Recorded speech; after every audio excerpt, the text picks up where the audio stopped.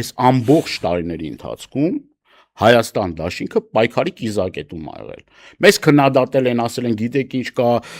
դուք փողոցում եք դրա համար 100,000-ներով չեն։ Բայց իրենք ոչինչ չեն արել։ Բայց իրենք ոչինչ չեն արել։ Այդ թփերի տակից ծառերի հետևից հետևել, ես չգիտեմ ինչ արել։ Մենք չենք ուզում թիրախավորենք ոչ մեկին, բայց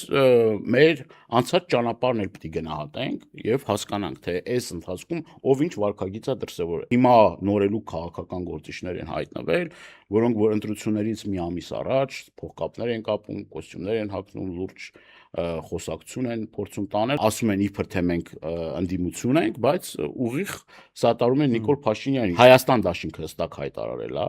որ մենք խորհրդարանում համագործակցելու ենք